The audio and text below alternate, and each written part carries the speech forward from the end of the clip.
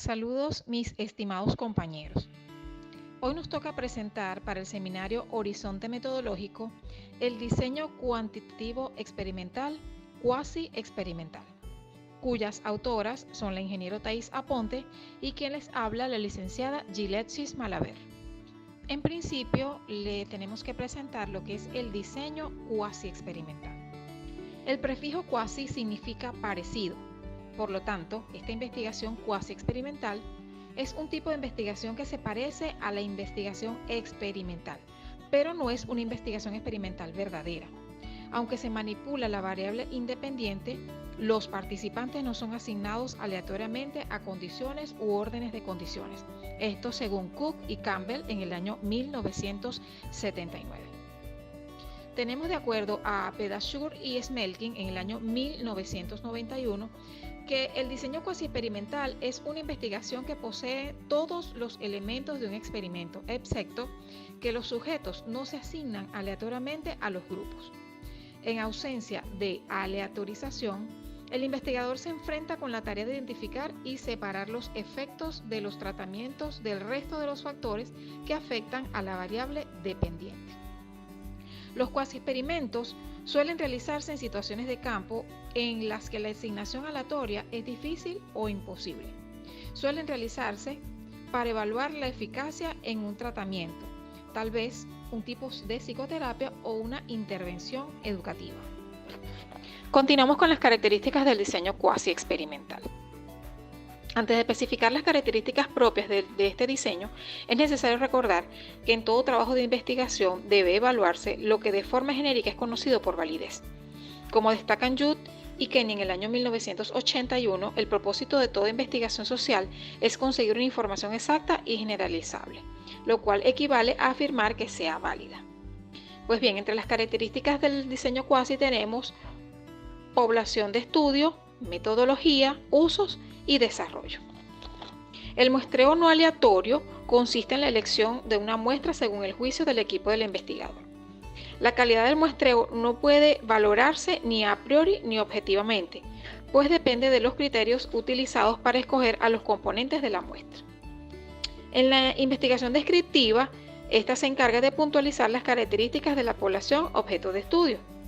Esta metodología se centra más en el qué en lugar del por qué del sujeto de investigación. En el sector educativo, pues esta se fundamenta en una metodología descriptiva y en algunos elementos cuantitativos y cualitativos, y se utiliza para estudiar diferentes comportamientos y variables sociales.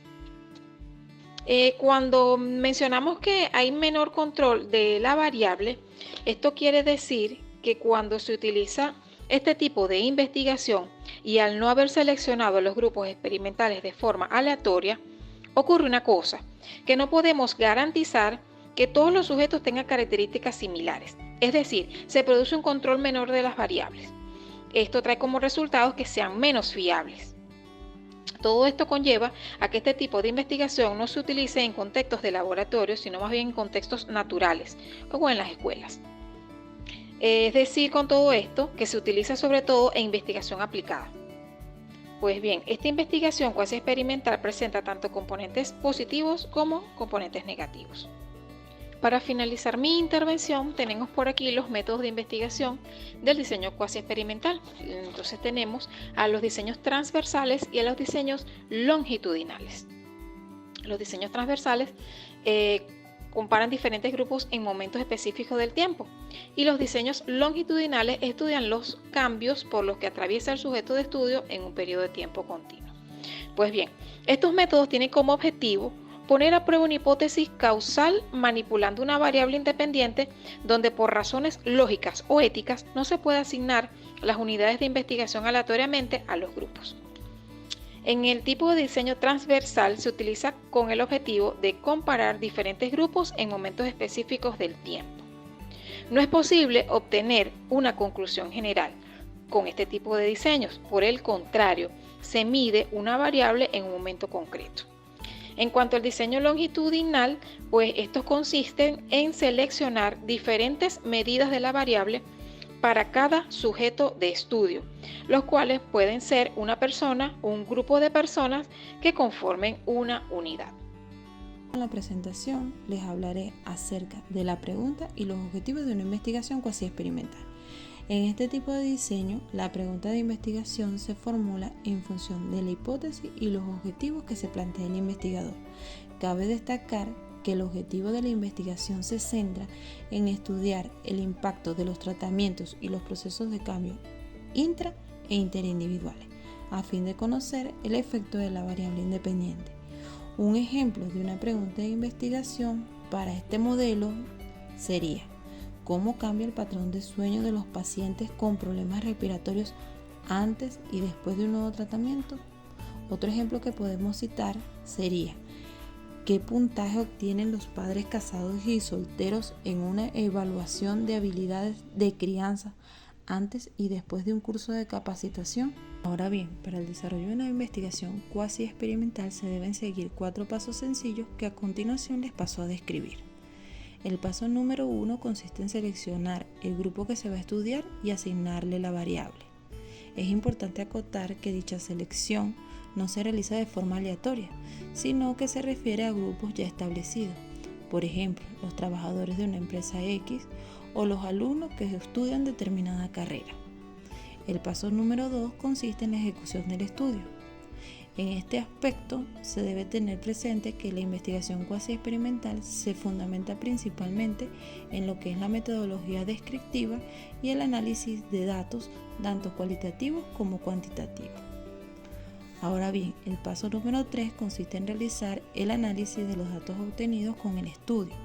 Esto con el fin de identificar la influencia que tiene la variable independiente sobre la variable dependiente y las consecuencias que esto acarrea.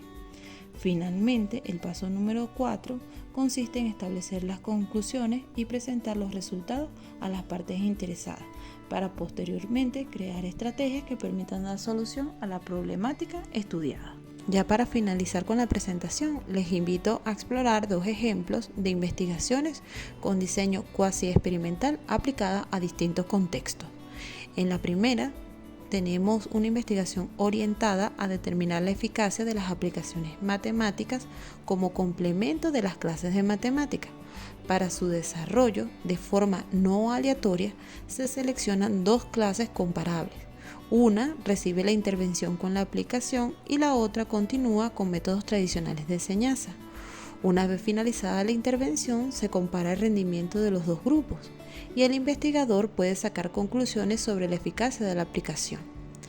Un segundo ejemplo se basa en determinar la eficacia de la enseñanza de técnicas modernas de liderazgo en empresas incipientes.